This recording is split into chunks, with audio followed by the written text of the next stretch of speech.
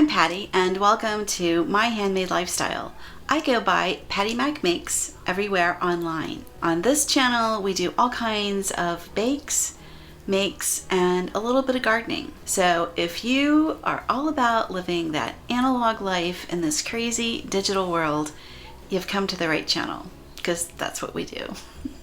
Today I'm going to show you how I make my delicious brown butter chocolate chip cookies. They are kind of a journey to make. This is not like a super quick, easy thing you're just gonna pull out of a hat and it's done. You're gonna have to work a little bit. I'm gonna tell you straight up. But don't worry, because I'm going to show you what to do. None of it's particularly hard, it's just a series of steps. So stay tuned, and I will list them out below for you as well, along with the full recipe. So behind me, I am baking off the last of the chocolate chip cookie balls that I had frozen in the freezer, because you're going to have to freeze this cookie dough before you can use it. It's the only way. If you try to bake these straight from mixing, you may as well just do the giant cookie in the pan, because that's all it's going to be good for. They're going to spread everywhere. And I'll tell you something. Even if you freeze your dough overnight, they're still going to spread. They just want to do that because you have melted the butter. You have changed the whole consistency of the butter by browning it first. And it's a little bit harder to work with, though it is worth it because it's so good. But I'm going to show you a super secret trick on how to fix cookies that spread, because when I did a little internet search, that was a big problem. A lot of people were having trouble with their cookies spreading. So in this video, I'm going to show you exactly what to do. It's an easy fix. You're going to be a little surprised, but I'm going to show you. It's like a super top secret blogging secret revealed. So I know you want to see that. So make sure that you subscribe to the channel while you're here. Click the notification bell so you see all the updates, because they're really good and I know you're going to want to see all of them. And make sure that you like the video, you share the video, just do all the stuff. Share it around. It helps me, it helps the channel, and I really appreciate it. Also, comment below, do you ever have trouble with your cookies spreading? And if you tell me no, I'm gonna say, what is your secret? Because it's a big problem. Successful cookies, it always goes back to the butter. It's all about the butter. It's how you handle the butter from the very beginning of the bake. It's just how it is. You don't want to overmix it. You don't want to undermix it. But really, with cookies, you're a lot better off undermixing slightly, because you want to retain the structure. Cookies need structure. That's how they have their crisp and their crunch and all of that. Cake, we want tender. Cookies, not so much. Well, we do, but not so tender that they fall apart like a cake does. So, okay. Let me show you what I've got going on over here. Let's, first, let's go in the Wayback Machine and let's look at how I actually mixed these. That's going to make more sense. Let's mix them. Let me show you what I put in, and then we'll come back and I'm going to show you how to fix spreading. And this works for any cookie, so you can use it on all of your cookie recipes. I'm taking 2 sticks of unsalted butter and I'm going to put them into this like heavy pan, and on medium heat, like a 4. It doesn't have to be super hot. You don't want to put butter on high heat. It doesn't do well. It has what they call a low smoke point.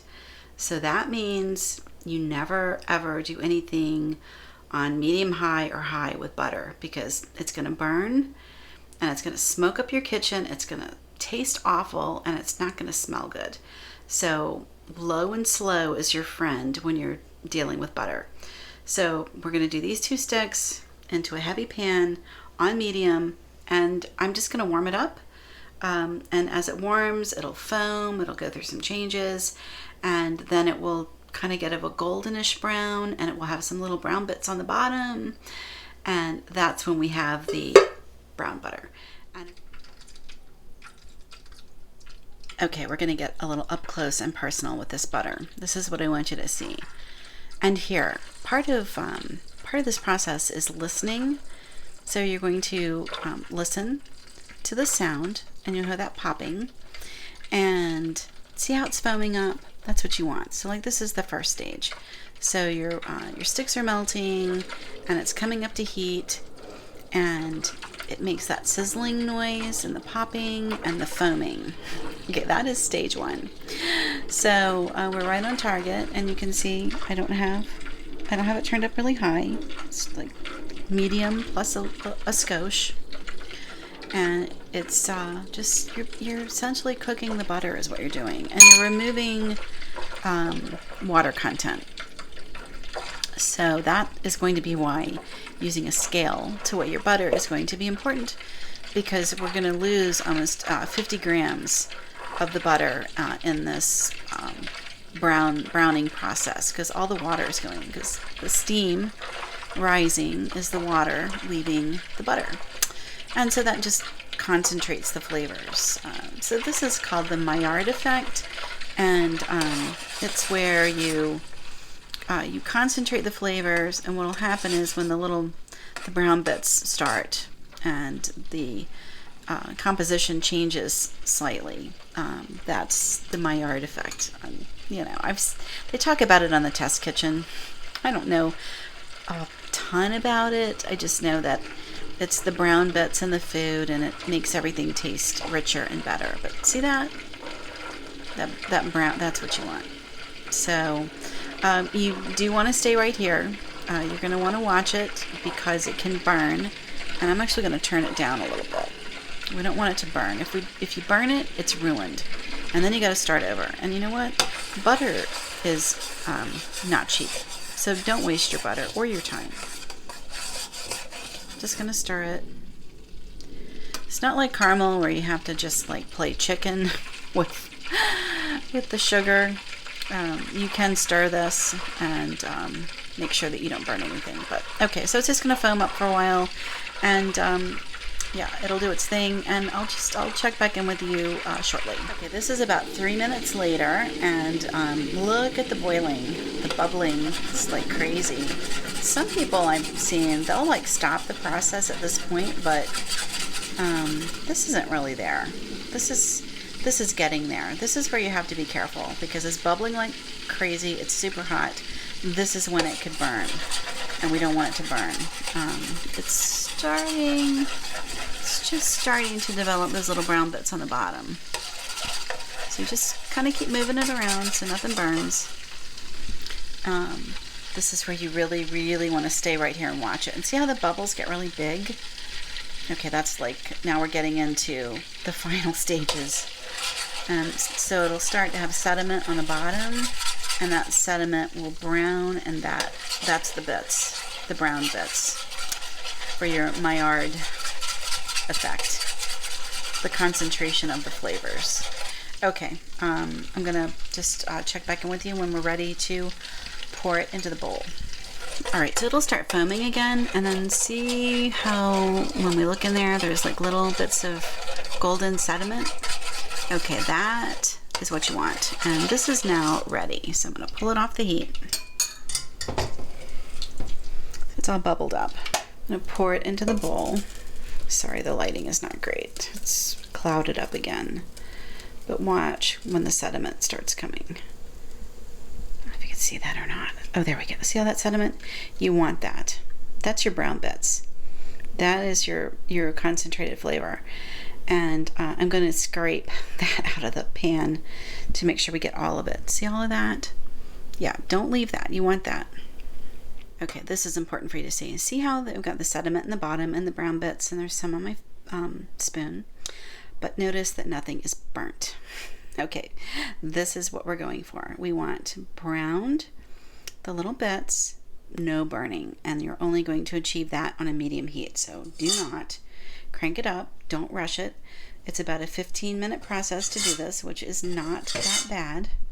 Okay, and then everything's in here, and you can see like the little bits of sediment. Now, I have seen some people strain that out. I have seen other people who leave it in. So I leave it in because I know from Test Kitchen that you want the brown bits. From Martha Stewart, you know, any other thing where you have brown bits, you want them. And that's what they're called, is the brown bits. And you can see how golden now this butter is. So this is what the browned butter looks like. All right, so what I'm going to do now is I'm just going to cover it with aluminum foil, and it's going in the fridge. And we'll meet back in the next day or two, and we'll mix up the cookies. I do want you to see, before we go on, I want you to see what the butter looks like underneath. See how this is the brown bits. So see how they all just they go to the bottom, and that's okay. So that's all going to get creamed in with the sugar. So yeah, it's kind of this pretty golden yellow, and then all of your brown bits are on the bottom. So okay, we're gonna go ahead and put this into the mixer and get this going. I've got all my ingredients measured out and ready to go for the cookies. And just to go over them, what we have over here is the sugar, and I have 150 grams of brown sugar and 100 grams of regular sugar, granulated sugar. And then in here, that is my 190 grams of flour, a teaspoon of baking soda, and a half a teaspoon of salt. And then over here I've got vanilla, and then 2 room temperature eggs. And then these are the chips that we're using. I'll show you a closer up picture of that. But here in the middle, this is the real star of our show, and that is the browned butter. And I have 227 grams of the butter. And what you are probably going to notice is that on the top there's some other butter sitting. That is because when you do your brown butter, you cook the water off, and so you start out with having the right measurement, which is 2 sticks of butter. But when you go through the browning process, you cook out the water. So what I do is I just add some regular butter to the brown butter and get the measurement where I need it. I mean, this is where using the kitchen scale is so helpful, because you measure out your brown butter and then you just add in what little bit of the other unsalted butter that you need to get up to your correct measurement. And then let me show you these chocolate chips. Oh my gosh. So this is my very favorite chocolate to cook with. I love their chips so much. They have an amazing selection of products, and you can buy right from their website, which I plan on doing, but I'm not doing it until we're into much cooler weather, because you don't want to be shipping chocolate when it's warm like this. Chocolate will melt. But I found this at my Wegmans. I had not seen it, and you can see these are called super cookie chips. They're semi-sweet chocolate, so they're like big chips. They're on the fairly sweet side at 48% cacao. Okay, and then so that's our ingredients. And then over here, I have my baking sheet ready, and I've just put parchment on it, and I've got my my cookie scoop.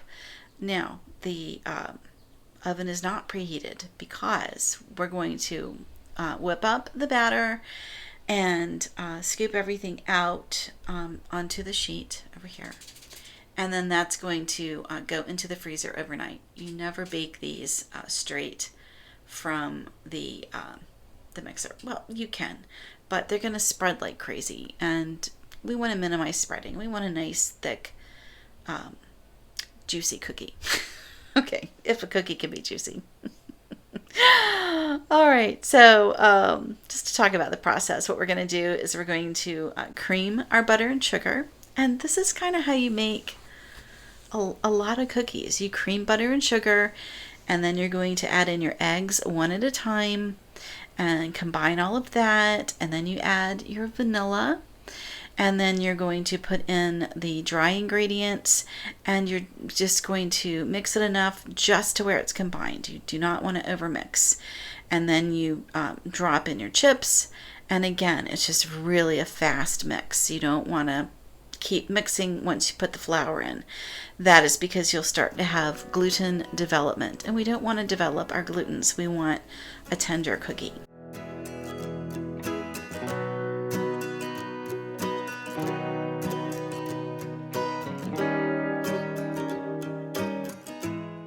Here they are. I'd like them if they were set up a little better, but it's okay. We're going to go ahead and freeze them for a couple of days. We'll meet back here in a couple of days. It'll be a couple of days for me. For you, it will just be in the next slide, and we'll bake these off, and you'll see how wonderful they are. We're back. Our cookies have been in the freezer, and to be perfectly honest with you, I know I said we'd meet back in a day. Well, it's been several days. So, you know, life happens. But what I want you to see is this. You saw how I scooped out all of the cookie dough. I put it onto the sheet. The whole sheet then went into the freezer, and I froze all those little balls of cookie dough. Well, the next day when I knew I was not going to be able to finish baking them, I took them and I put them all into like a gallon bag. So these are all the pre-frozen little balls of cookie dough, and as you can see, they're not sticking together. So if you go ahead, freeze them individually on the sheet, and then take them and put them into a gallon Ziploc bag, and then put them back into the freezer. What's really nice is you have frozen cookie dough that you can use whenever. Like, I wouldn't leave it in there for months on end, but you don't have to bake it all off at one time. Okay, so I'm just gonna put them out, and they froze, so they still have their little flat bottoms. Just put them right on. And working with the brown butter, I just bake them from frozen. I don't thaw them out. I'm going to put them right in because we don't want these to spread out any more than absolutely necessary. Okay, so there's 9. I'm going to go ahead and pop these into the oven. I'm going to put these right back into the freezer. I've been baking the cookies that I showed you how to mix, and so you can see, like, these are kind of spread out. They're super thin. They're really fragile. They're going to taste amazing, but they're pretty spread out. Now look at these over here on the pan. Oh my goodness. They're much thicker. They're still fragile. They're having their cooling time on the tray right now, but look at how much thicker they are. There is a top secret trick, and I'm getting ready to show you exactly how I take the cookies from here to here. And you're not going to believe it. You won't believe me that it works, but you're just going to have to trust me when I tell you. It does. So yeah, just take a gander. Aren't they gorgeous?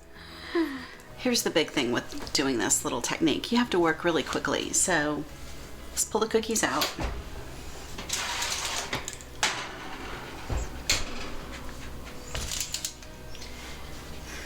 I bake them 14 minutes. This is at 11 minutes, so they're not quite done, and you can see how they're starting to spread. So I'm going to take this big spoon, and all I'm going to do is just come around the edges and scooch the cookie in. That's it.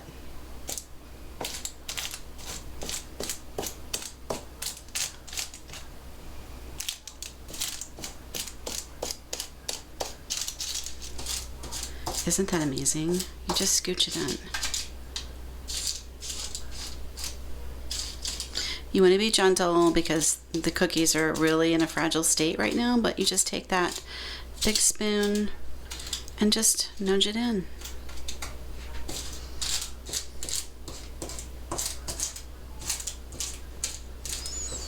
You do need to work quickly. You don't have a whole lot of time to be fooling around.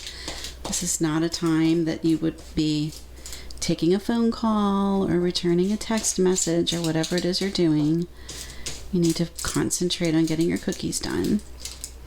See, that one really spread, but we're just going to really nudge it way in. And look at that. Okay, and now here's another big secret. We're going to take chocolate chips and add extra chocolate chips on top. This is a big time secret. This is how all those cookies in recipes look so good. This is what they're doing. And there's no rhyme or reason to this. You're just going to add chips until you feel like it looks really filled out.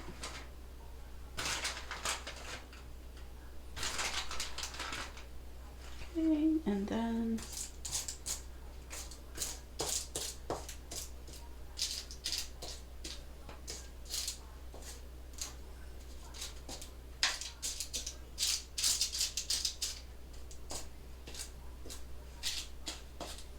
okay, I'm going to put them back in for their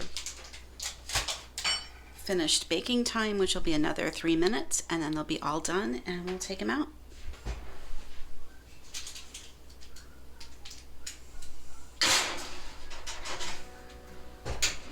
I've got everything baked. I have my last two over here setting up on the cookie sheet before they're ready to come over here to the cooling racks. And I just want you to see the difference. So these are the same cookies. Here they are spread out, and here they are with that trick I showed you, with just nudging in using the spoon. And look at how amazing that is. So these are all beautifully browned on the bottom. They're crispy on the edges. They're going to be soft in the middle. And really, these are too. They're just so thin where they spread. Now these will, as they have time to sit, they will crisp up a little bit and be more manageable. And frankly, it's so hot here today. My temperature says it's 103 outside. So even though I'm in an air-conditioned kitchen, it's still hard to get bakes to set up when it's that hot, because it's like 80 some degrees in my kitchen now. So no more baking until the weather cools off. Okay, I'm just saying, we're gonna do cool stuff for a little bit. But anyhow, look at how beautiful these are. And I know what you want to know. You want to know, how are they? So let's try them out and see. Here's a close-up of the cookie, and you can see how nice and thick that is. They really need some more time to sit up, but in terms of getting this video ready for you, I'm just going to go ahead and try them. I mean, they're very crumbly, but they're so good. Oh my goodness.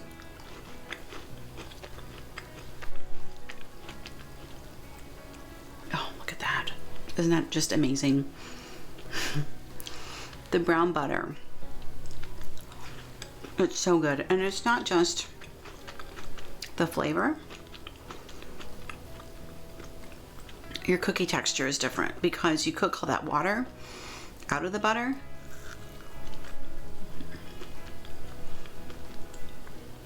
So it's a whole different experience in terms of your baked good. It's amazing. So I would say you're gonna love these. And you should definitely make them, and then come back and tell me how amazing they are. And if you used that little spoon trick,